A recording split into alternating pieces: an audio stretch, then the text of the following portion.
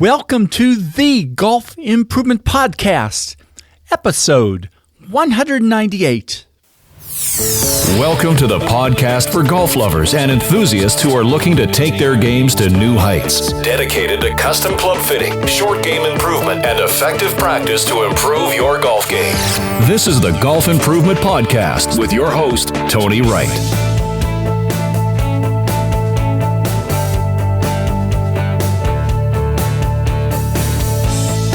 Hello, this is Tony Wright from Game Improvement Golf in Oak Ridge, Tennessee with the Golf Improvement Podcast, dedicated to sharing useful information on professional club fitting, short game improvement, and effective practice techniques, changing golfers' lives, one golfer at a time.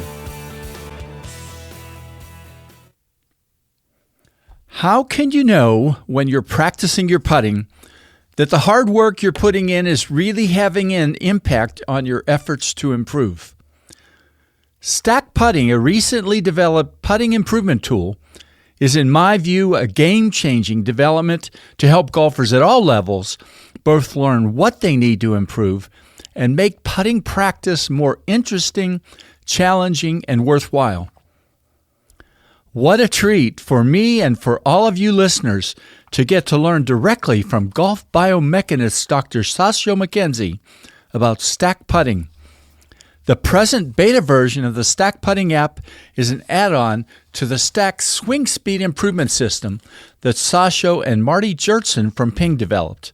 Stack now has 10,000 registered users. Enjoy this fascinating interview with Dr. Sasho MacKenzie talking about stack putting. Tony Wright and Game Improvement Golf, changing golfers' lives, one golfer at a time. Hello, this is Tony Wright with episode 198 of the Golf Improvement Podcast. And I'm extremely delighted today for you to all to get to listen to Dr. Sasho MacKenzie, who is a sports biomechanist and professor at St. Francis Xavier University in Antigonish. I think I got that right, Sasho. That is one of the many possible pronunciations. I looked that up, and there were 3 or 4 that came up. Nova Scotia. He's an expert in the biomechanics of speed generation, the co-founder with Marty Jertson from Ping, and creator of the Stack system. And actually, I used it this morning. I'm still making little bits of progress with my 73-year-old body. Published more than 20 peer-reviewed journal articles, consults for Ping and FootJoy. And everything I've talked about so far really doesn't talk about putting, but he is definitely an expert in putting too, and that's going to be the topic today, something that is called stack putting. So, Sasho, thanks for doing this. My pleasure. Looking forward to it. 198 episodes, Tony. That's impressive. Yeah, it's been a lot of fun. I'm really bordering in on 200. I've got the ideas for the next 2 kind of worked up, so that's kind of great. Well, let's talk a bit about your personal story. What led you to a career in biomechanics related to sports? And also a little bit about how your personal golf skills, I don't know about 2022, but in 2020 and 2021, you were the club champ at the course you play at, and how that's connected with making you a better researcher. Well, they're definitely connected. So, where would you like me to start? How far back would you like me to go, Tony? Oh, just a little bit. What was your what got you excited about getting into biomechanics? Yeah, well, athletics of all sorts was a big part of my life growing up. I was fortunate enough to be a multi-sport athlete. Grew up in a time where I could, play soccer, play hockey. I did volleyball and track and field at university. A little bit of overlap in the seasons there. Golf was always kind of more of a hobby. We didn't have a serious golf team or much of a venue for elite junior golf. Growing up in Prince Edward Island in Canada, So, it was more of a way more of a recreational activity. But I have a massive appreciation for mathematics and engineering and physics, as well as sport performance. So, throughout my undergrad career, I took kinesiology, the study of human movement, but all my electives were in computer science and engineering and physics and math, statistics. And, I just kind of got more and more specific as I went along, and did my PhD thesis on customizing the stiffness of a golf shaft to an individual golfer's swing. Huh. Yeah. So to me, golf was something that I was passionate about in terms of getting better at it myself. It was full of questions that could be answered through, getting to know how the body works better, but also through engineering and, math and statistical principles. And it also seemed like a sport, at the time, 25 years ago, when I was getting into this, that the boundaries could be pushed quite a bit further through science. So there was some really early, awesome golf research done, Search for the Perfect Swing, but there was still a lot of, and still is today, a lot of myths, a lot of ways in which the average golfer could improve. I think easily practice better, train better, get better equipment, swing better, and also with elite golfers. So it just seemed like a great field for me to jump into and do research that I was interested in. And, it was also, as you get older, you kind of age out of, high level sports. But so, not as much soccer, right? Yeah. Eventually when you get through university, if you're not going to be a professional athlete, golf is one of those few things where you can still kind of maintain, you can really, put a lot of your competitive energies into, and so that's kind of my focus shifted from other sports into okay, let's see how good I can be at golf, and that is kind of a nice blend of doing the research and thinking about golf and applying it to yourself. It gives you a certain appreciation for what are the right questions to ask. Yeah. That's pretty neat. When I got my PhD and stuff, I was never interested in just being somebody that was a theoretician. It always was important to me to have something and be able to apply it, right? And what a great way to apply theory, right? Yeah. And I'm a bit of a generalist. I'm interested in the physics of impact between a club head and a ball. So optimizing equipment for that. What are the best ways to make the body be fitter, so you can swing faster, so you can swing more repeatably. Motor learning. What are the best ways to learn a skill and practice? What are the best ways to become a master at a skill? So. I really like to think of myself as, a golf score optimizer and applying science in all those areas. So everything from speed training to putting, it's kind of, if I see some low hanging fruit or an interesting question in golf that could improve performance, then I kind of, it's fair game for me to tackle it. Yeah.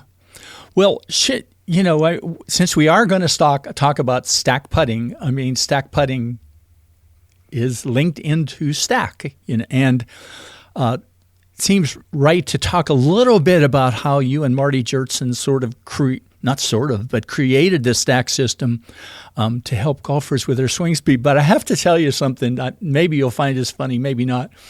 I made a club up about a year and a half ago that had about 20 or 30 little weights on it. Cool. And it had a screw in it. And, and I never really used it, right? But doing something with that, it looks a little bit like stack, but stack is way, way more than just having something where you can vary the weight. So talk a little bit about that. Yeah, so at a very simplistic level, we're certainly not the first people to do what I would call overload, which is swinging something that creates slightly higher forces and torques on the system, or overspeed, something that allows you to move the body a little bit faster with an implement. It's happened in track and field for at least a century. And in other sports, and even in golf, I saw a Golf Digest ad in the 60s or 70s where you could, reach out to somebody through the mail post and purchase a system where you loaded weights on the end with a screw. Sounds like something similar to, to what you had come up with. But there's an awful lot of science behind the stack system, So for at least 6 or 7 years before we released it, I was trying to figure out, well, how heavy should an implement be that you're swinging? What are the loads that are placed on the system? So, what is the high end of weight you should add on? How long should the club be for a training implement? How light should you go? How long should your rest be? Should you do overload and overspeed in the same session? Are there certain people that should do more overload? Are there certain people that should do a higher ratio of overspeed? So all these questions, I tried to tackle iteratively, study after study with, groups of 20 to 30 people, and would always have a control group where folks would just swing their driver. And, started to answer some of these questions, eventually got enough answers where we could bake this stuff into an app that kind of acts as a personal trainer. So you get the hardware. You download the app, and it tells you when to work out. It tells you how much weight to put on for each set. There's a countdown timer. It literally just walks you through, and it even recommends specific programs, based on the individual. And so now we're in this, what I like to call an infinity loop of progress. I'm a scientist at heart, and that's what interests me the most. So we've got over 10,000 users now, and those users don't get exactly the same program. So we can isolate variables. So, we're still looking at, well, what is the best set rest? What is the best percentage of club head speed to swing at for overload or overspeed training? And we're constantly running these experiments in the app. You do within the app as a user, you do a baseline session and a progress check, so a pre-test, post-test. And if we have hundreds of golfers using two versions of the same program, then that allows us to figure out what the optimal variables are. And then we'll iterate again and do another study. So the programs are continually getting better, which is awesome. So we're kind of sitting back and watching our speed training algorithms evolve. It's pretty cool. And it's interesting. I noticed, so I'm in the third iteration, and gosh, I should have written down, I think it's the foundations, right? Which is the more typical program that you can get into, but I'm doing the same one for the third time.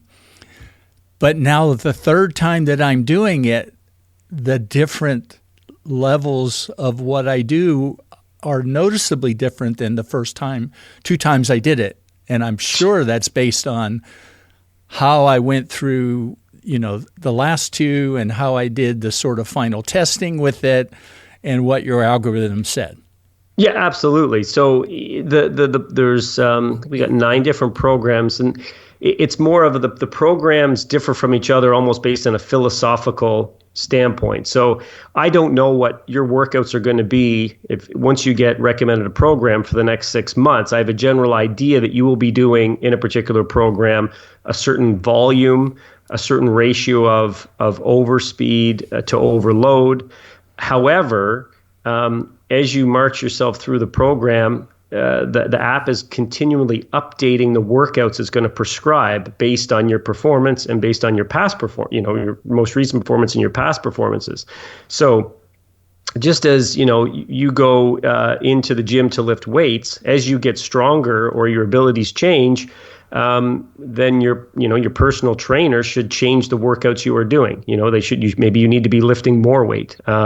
Maybe you need to be doing a few more reps. So our app is trying to figure out, for Tony right now, what is the most efficient way? We want you to spend the least amount of time training, and get the most out of that training. So in our mind, if you can, train 18 sessions over 6 weeks, let's use simpler numbers. If you can train for 10 hours over 6 weeks and gain 6 miles per hour, that's better than training for 20 hours and only gaining 7, right? Yeah. So that extra 1 mile per hour, is it worth doubling your training time? Probably not. Because you could just train for another 2 weeks and get that extra mile per hour. So we want to get you as fast as possible, but also in the shortest amount of time, but also with the least amount of time commitment.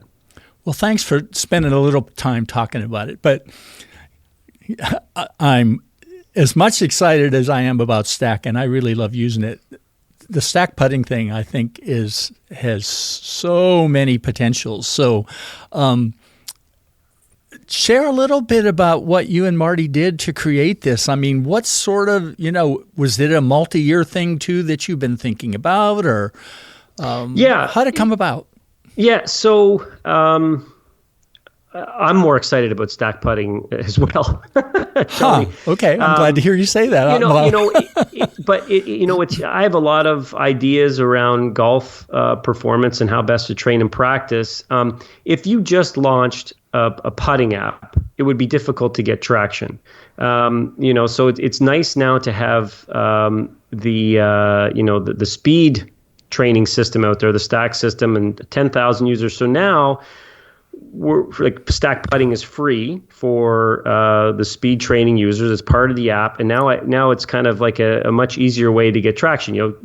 A great idea doesn't necessarily go anywhere, if you can't get people to use it. But we're starting with a base of at least 10,000 people who are going to try out this Stack putting and tell everybody else how good it is, in my opinion.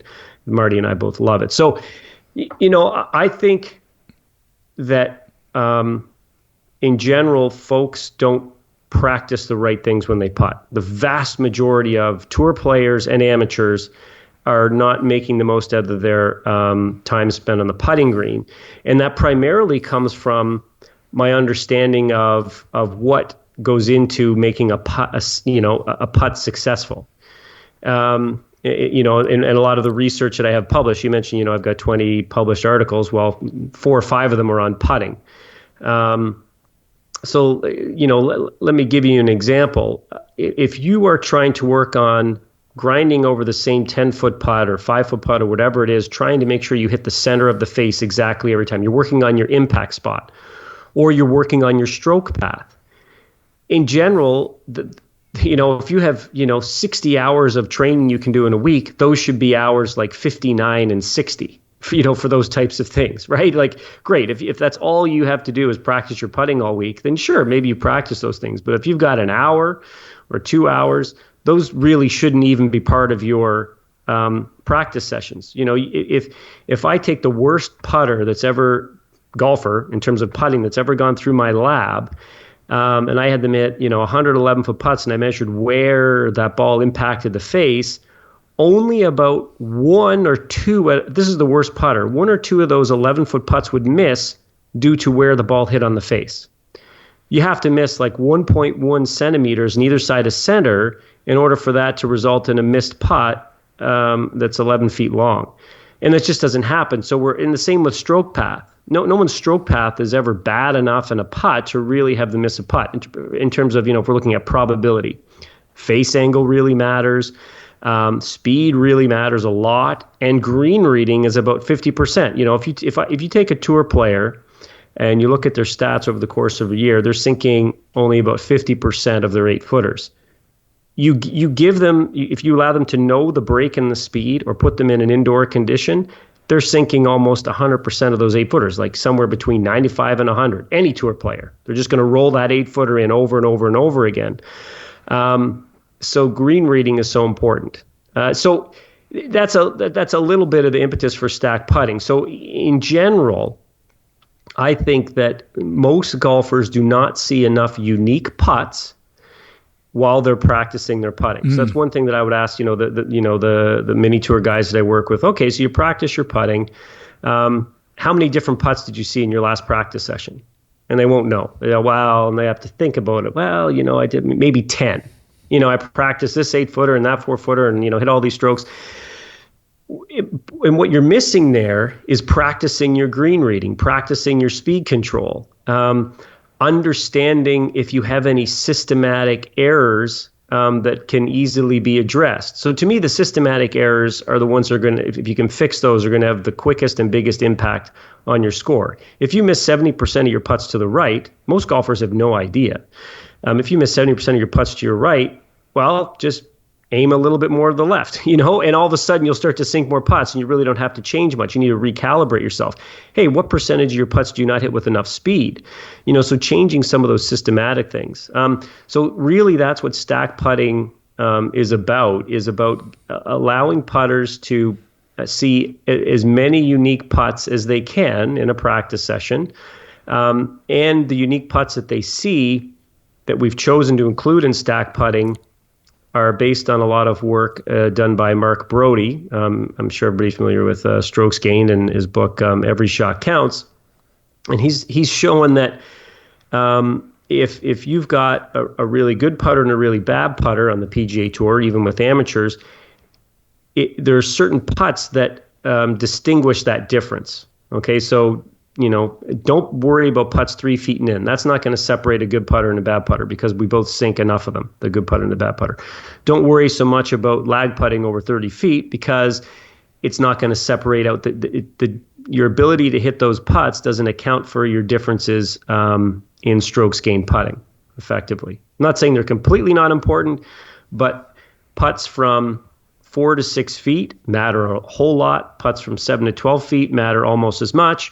And then, putts from 12 to 17 feet, a little bit less. Putts from 17 to 30 feet, even a little bit less. So we've got the stack putting is about targeting specifically those putts that account for the most difference between good putters and bad putters, and having the golfers hit unique versions of those over the course of an 18-hole putting session. Yeah, so talk a little bit about. And what I love about it too is, you're talking about maybe 20 minutes, right? If somebody's doing this right. 10 to 15. I mean, 20 if you are a really deliberate slow green reader. Yeah. I have not taken 20 minutes to do one of these sessions. Average for me is about 12. Yep. Wow.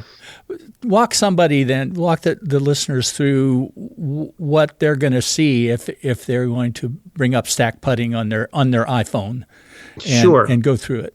So we have two modes. One's called complete analysis and one's express. I'll talk about the complete analysis. So you'll pop open stack putting on your phone, and you'll type in the location where you're at, maybe your home club, and this field can auto-populate if you always stay at your home club. And you can also enter in certain tags before you start your session. So the technique you're using, the putter you're using, or we've got this field for other tags. So maybe you are this session you're using a line on the ball for alignment. Maybe you're trying out sunglasses versus no sunglasses. Maybe you're trying plumb bobbing, and the next session you want to try aim point. You're gonna compare some things. And so when you tag those sessions, I'll talk about it a little bit later, but that allows you to do a statistical comparison feature that we've added in. So you can pump in those tags, and we've got defaults will pop up. Once you enter it in once, it will pop up again. So it's really quick to kind of get through that first screen. And then essentially the app is going to guide you through 18 different putts, 18 holes. So you need to find a practice green, or it could be a real green out in the course, that has some amount of slope.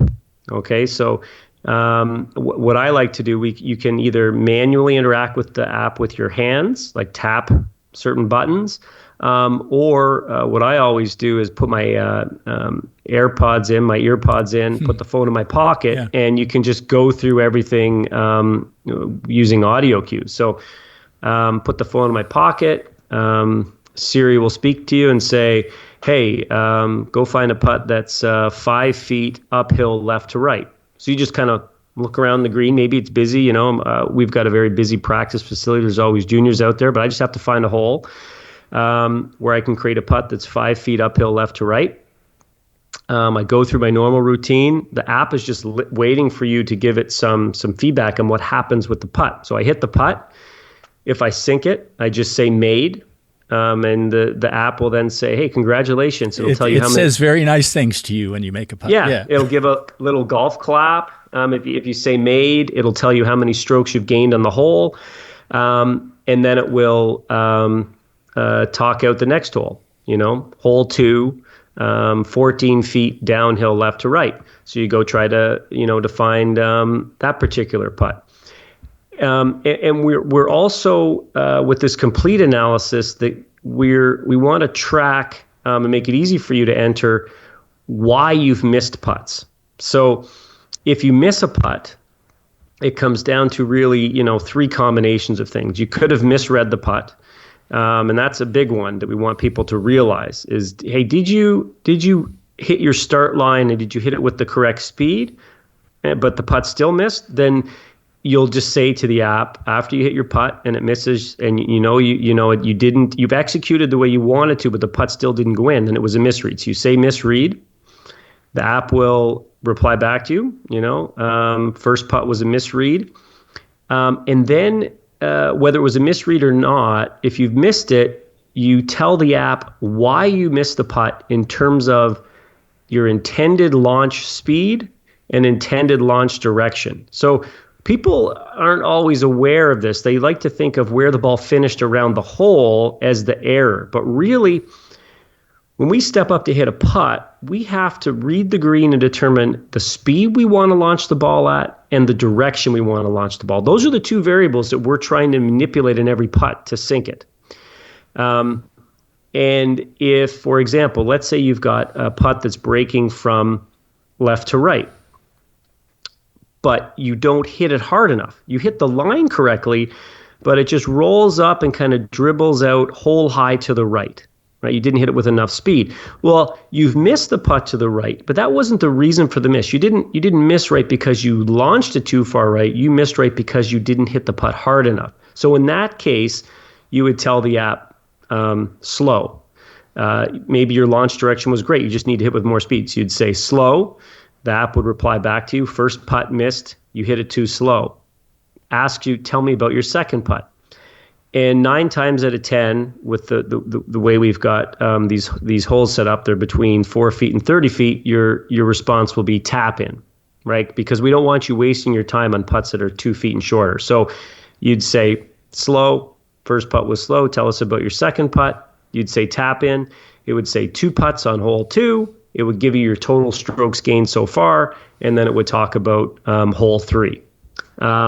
And so it's possible that you could have, missed the putt because you launched it too far left or launched it too far right or hit the putt too fast or too slow or some combination of those. And so on the interface, you can either verbally say that, or on the interface on the app, you can just tap one of those buttons. You can tap misread, tap whether it was, too fast or too slow.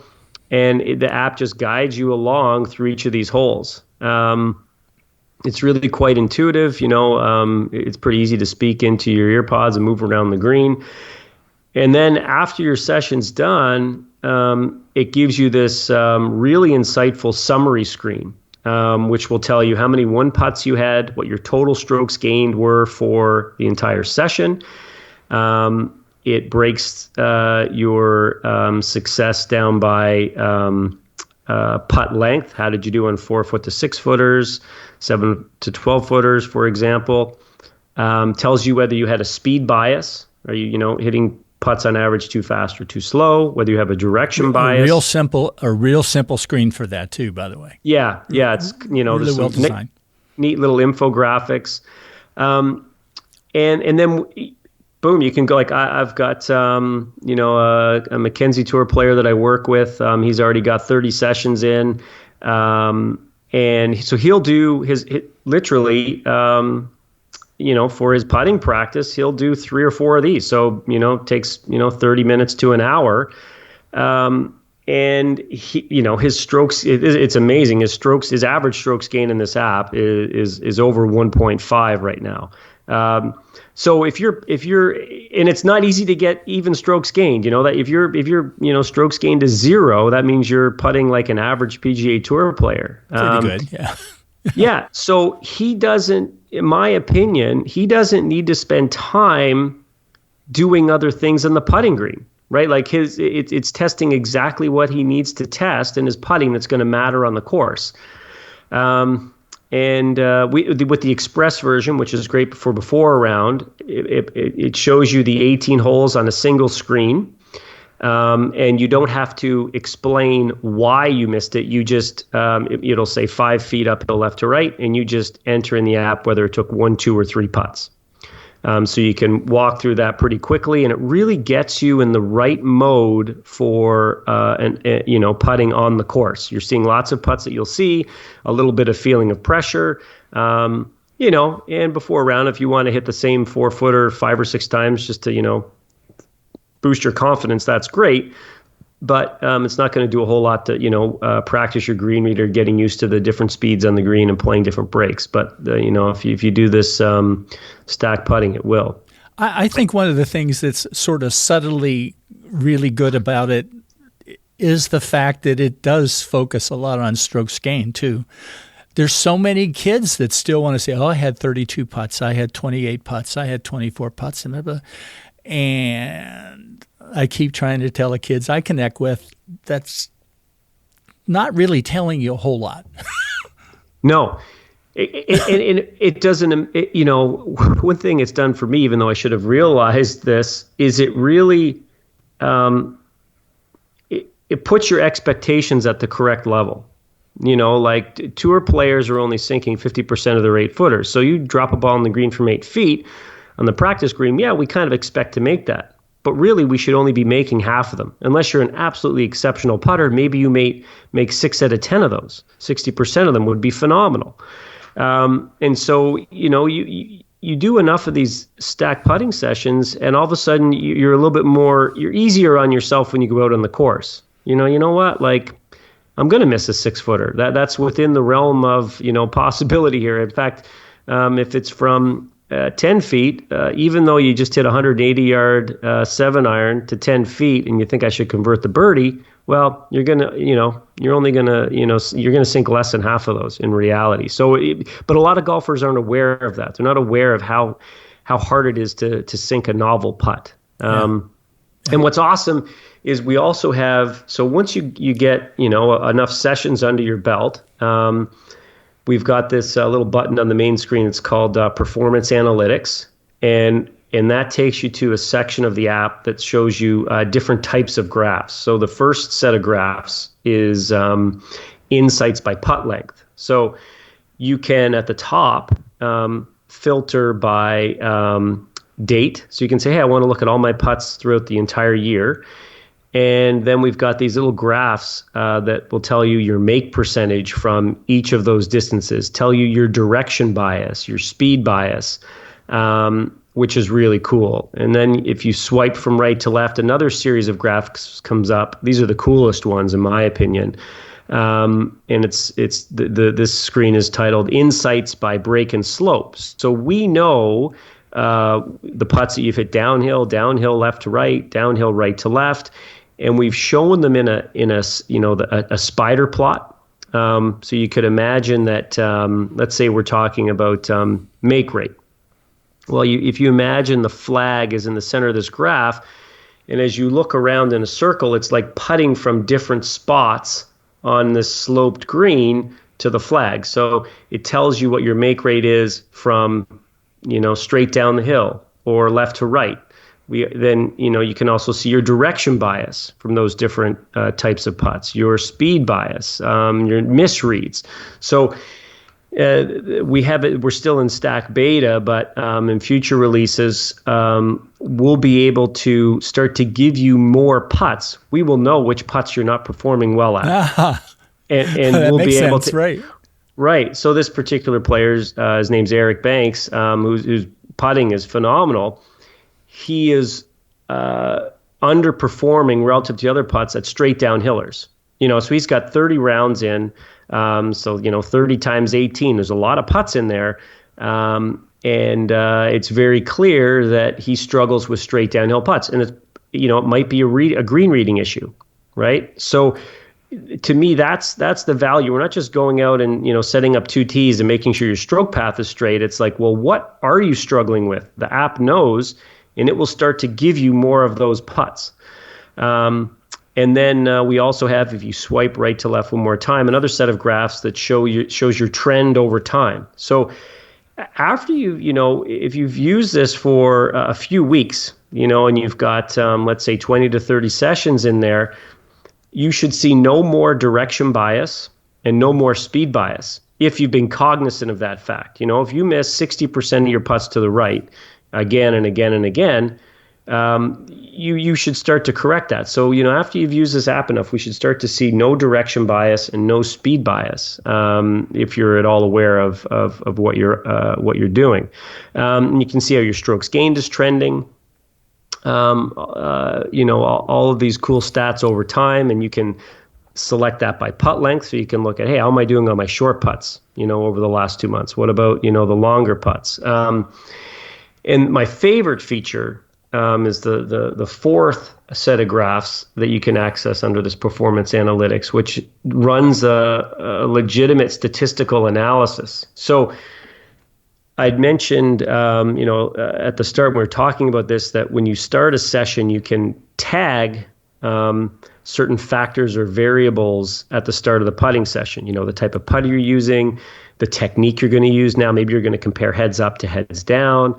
Maybe you're thinking about switching from a blade to a mallet putter. Well, you can do these stack putting sessions. Maybe you do one day you do mallet first, then you do a blade, and the next day you switch it around. You're pulling out a putter from your garage or from the pro shop. And then you're like, hey, I've been doing this for 2 or 3 weeks. What comes to mind, I don't know if you remember, but Xander Schauffele last summer had switched to the, that arm lock grip. Yeah, right. And it really stood out to me because he said, hey, we tested it out and it works better. And I immediately thought, I wonder how he tested it. Maybe he did something very legit. But boy, life would have been a lot easier if he had the Stack Putting app. And he could have done, 12 sessions over the course of a few weeks with one grip, 12 sessions over the course of a few weeks with the other grip, gone to this page, and it allows you to select your factor. So Xander would have gone down and selected technique, and then he could have multiple techniques he's trying, but he'd go and say, okay, normal technique, and we're going to compare it to my arm lock technique. Boom, the app runs a comparison. It compares all of the sessions you've done with the arm lock, all of the sessions you've done with your normal technique. You can set the date range. Maybe you want to compare techniques over the last month, just for the day, the last 2 years, whatever you want. You can set that range, and it legitimately runs an actual statistical test to tell you which technique is better for strokes gained. Could be a technique, could be a putter, could be line on ball, no line on ball. Which is pretty cool. You could also see if you putt better on fast greens or slow greens. Do you putt better on, one practice green versus another practice green? Things that are really important to actually improving your putting, but that it's so monotonous to try and track yourself, you know? And you probably don't really understand if you're really better one way or another. You may guess at it. Oh, it's too much. It's too much information and too tedious to do that over the course of 18 holes. Marty, he was fooling around with 2 different grips. Well, there's 2 things. With I was kind of trying to convince Marty. Well, he's more than convinced now. But hey, let's see if we want to put stack putting in. So we got it functioning in the app, and he got hooked right away because. He didn't realize. He's like, holy smokes, I had no idea I had a right miss bias. Like, I was almost cognizant of it as I was going through. Okay, pay attention to how I'm calling out my misses and stuff, to make sure the app is functioning correctly. And well, geez, I'm missing all my putts to the right, and he does this for a few sessions. So he corrects that systematic bias, and he thinks, okay, I'm going to compare 2 different grips. So he's alternating grip styles, and you can just focus on executing the putt, not actually thinking about what, how many misses you've accumulated.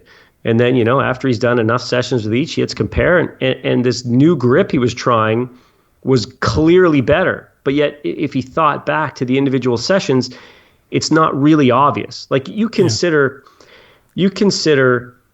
gaining a half a stroke on putting in each tournament is massive. Each round in a tournament, right? That's 2 strokes at the end of the tournament.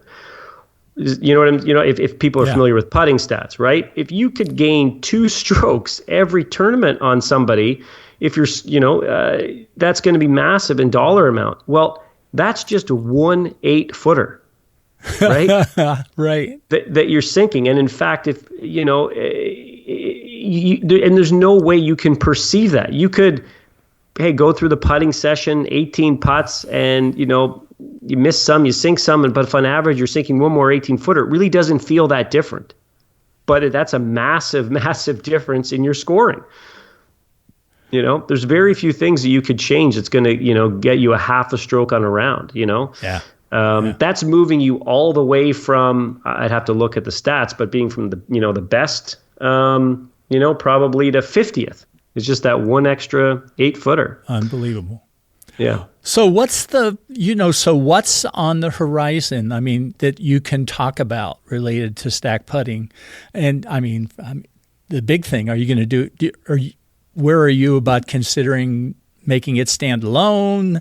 What are the big improvements that are going to come maybe right away? Yeah. So it will always be free. So our plan with the Stack app is if you buy the Stack hardware and you're into speed training, all of these features will be free to you. So stack putting is just one. We've got another. I've got so many ideas, and so does Marty, around improving golf performance and making practice fun and effective. We're going to pack this thing with really cool features. They'll all be free for anybody who's doing the speed training. That's going to be added value. But we're also going to change the formatting of the app so that you can subscribe to these other features if for whatever reason like if you're a putting coach, for example. I use the app as if I'm a coach, so it's a great way for me to track putting of all these players I've got all over the world. Yeah. I can see if they've started to get biases built into their swing. I can just go into my Stack app and click on all their different putting sessions, do runs, all the statistical analysis I just talked about, and views of different metrics I can do within my Stack app. So there's that coaching angle to it. So you'll be able to subscribe, right? We're going to change the formatting, so you'll be able to go in and just subscribe to try out Stack putting. And we're going to try to make it be a little more formalized, like the way the speed training is. So kind of put you on a program of sorts. So if you practice your putting enough and in the right ways, then that contributes to a grit score. So you'll have like a stack grit score. Right, you want to keep it 100. Hey, you haven't done a stack putting session in 2 weeks. Don't expect your putting to be that great. Your putting grit's pretty low. I would like to, like right now, you can go in and self organize an experiment, but we'd like to have a feature where you can go in and we will run the experiment for you, tell you when to try this. Okay, in this session you're going to try this putter, this next session you're going to try this different model. So you say, hey, I want to compare putters, I want to compare techniques, and we'll have a mode where we'll run the experiment for you and tell you when you've collected enough data and enough sessions, so you can actually be comfortable and confident in the answer that's provided. And then flicking on the AI, which we haven't done yet, so that it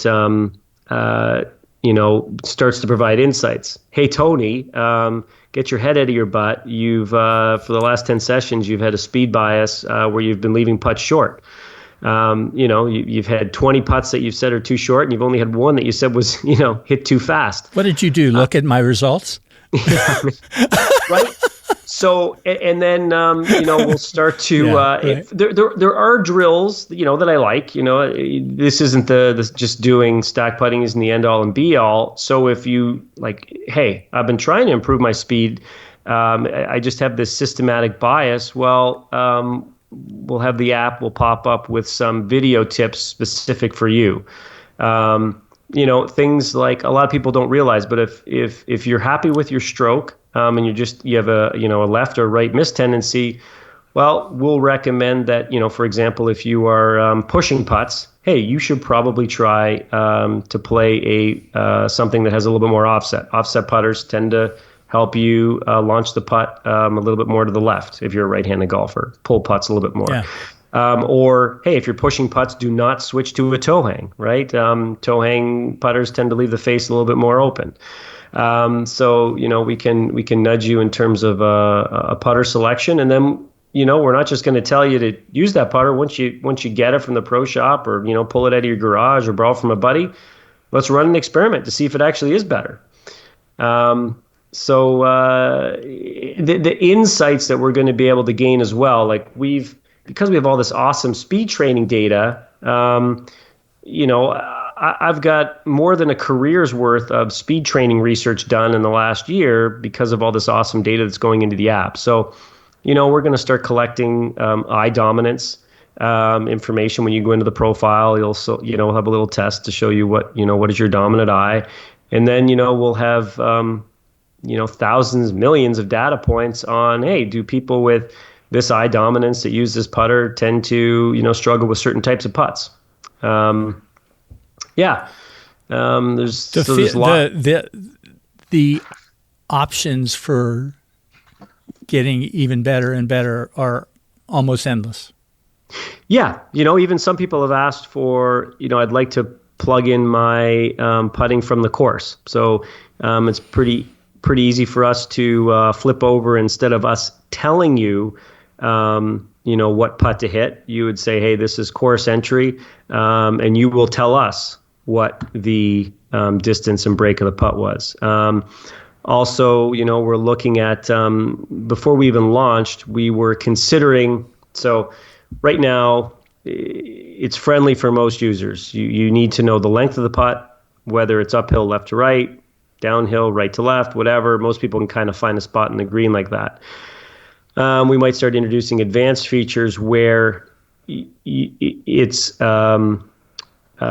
you would enter a grade, or we would tell you a grade. So let's say it's 3%, and imagine a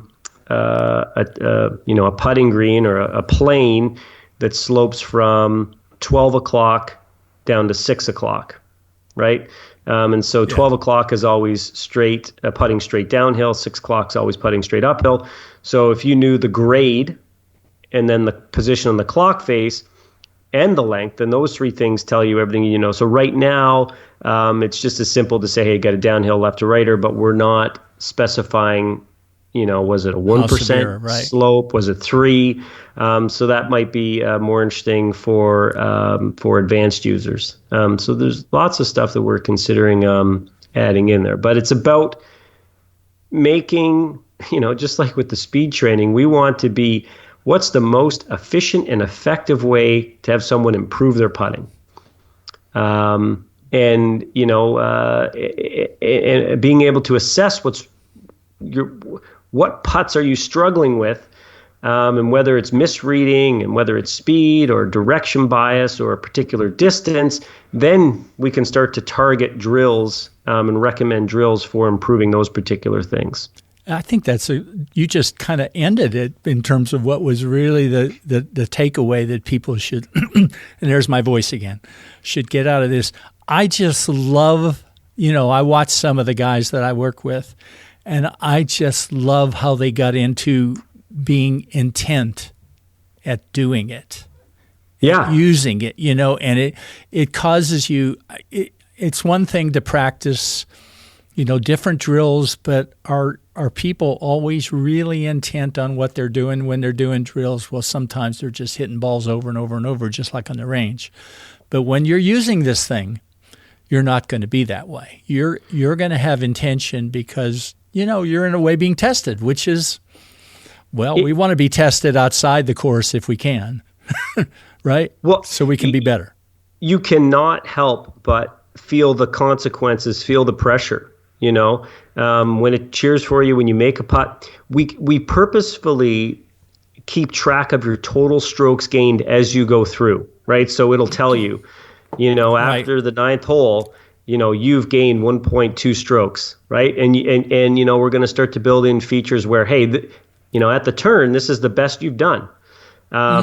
You feel the pressure if you know that your record strokes gained, and it doesn't take many uses to start tuning into this. If you're like, hey, the best I've ever gotten is 2 strokes gained, and you're at 1.9, and that last hole is 6 feet downhill right to left, and if you sink this, that's going to put you over the top. There's consequences. You feel it. You want to perform. It's going to be down there on the phone, hard written. You can't ignore it. You can't pretend you made it, right? There's no scrape backs to hit it again, right? You miss it, it's recorded. Bite the bullet. Yeah. It is, well, it was definitely unexpected. When it came out, I thought, wow, this looks really interesting. And so far it is as good as I was hoping. I mean, I plan to get the 12 guys we have on our junior college team to just start doing it at least once a week. So, and you have the coach's license, right? I have the small one, but I got the small one as kind of a test, okay? Because I wanted it. I didn't want to say use it right away. I wanted it as best as I could, standing back with these kids, say, okay, what was this like? And every one of them has said. And in fact, one of them was recording data for one of the other ones, and his phone was messed up, right? And he looked at me and he said, I got to get my phone fixed. Right. So, right. Yeah. Well, I think one of the, we've got the coach's license. We started out, was mostly for, speed training and, college coaches being able to track their kids and, kind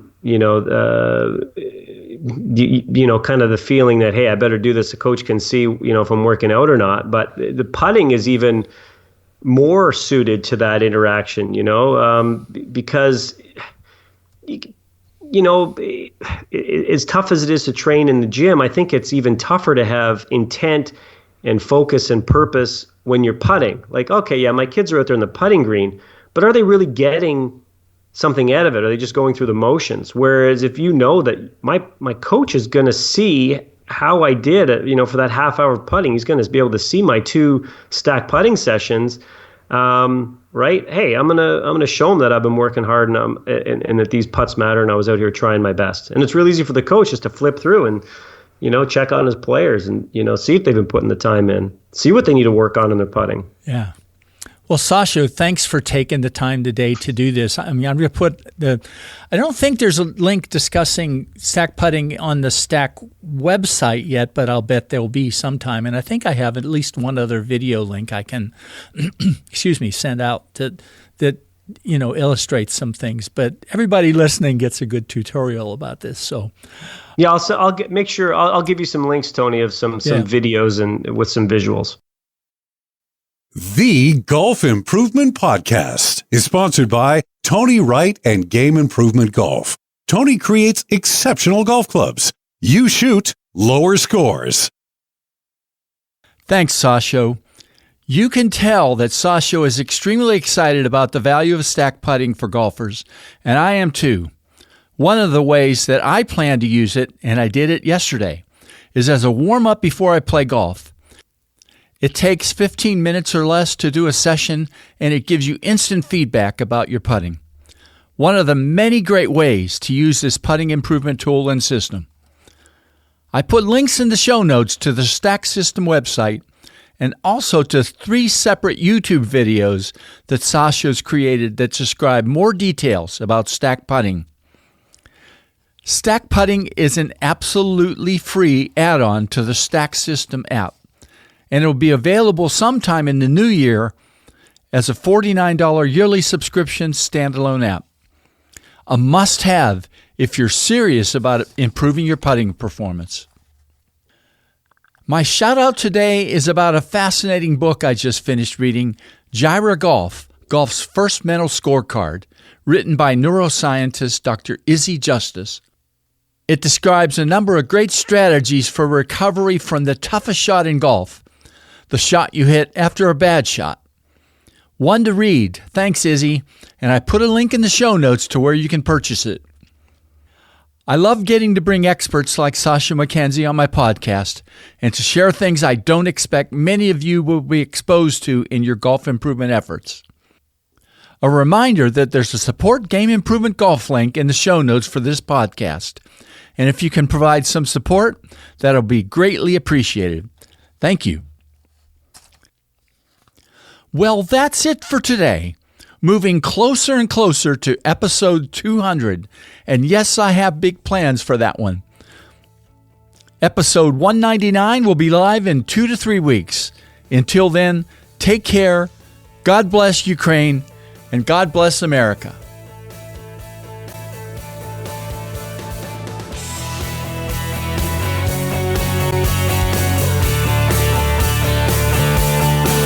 Game Improvement Golf, your source of information and inspiration to become an exceptional golfer now. www.gameimprovementgolf.com